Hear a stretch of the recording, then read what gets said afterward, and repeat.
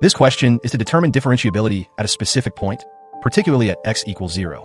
Please subscribe to our YouTube channel Math Tutor 8285. Your subscription fuels the passion. Let's grow together. Thank you so much. First step is to understand the definition of differentiability at a point. To check whether a function is differentiable at x equals 0, we apply the limit definition of the derivative.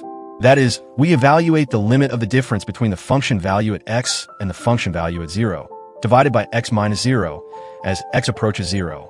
If this limit exists and is finite, the function is considered differentiable at that point.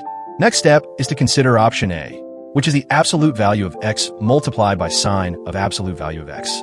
Near 0, the sine of absolute value of x behaves approximately like absolute value of x itself. So, absolute value of x times sine of absolute value of x becomes roughly the square of absolute value of x. Dividing this by x gives x, which approaches 0, as x approaches 0. Therefore, the function is differentiable at 0.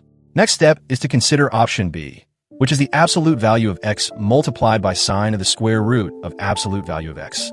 Again, near 0, sine of square root of absolute value of x behaves like square root of absolute value of x. So the expression becomes absolute value of x times square root of absolute value of x, which gives absolute value of x raised to the power 1.5. Dividing that by x gives square root of absolute value of x, which approaches 0 as x approaches 0. So this function is also differentiable at 0. Next step is to consider option C, which is cosine of absolute value of x. Close to 0, the cosine of absolute value of x is approximately 1 minus 1/2 of the square of absolute value of x. So the difference between cosine of absolute value of x and 1 behaves like negative 1/2 times the square of x. Dividing by x gives negative 1/2 times x, which tends to 0 as x approaches 0. So this function is differentiable at 0 too. Next step is to consider option D, which is cosine of square root of absolute value of x. Near 0, cosine of square root of absolute value of x behaves like 1 minus 1/2 times absolute value of x. So the numerator becomes negative 1/2 times absolute value of x. Dividing by x gives negative 1/2 times absolute value of x divided by x.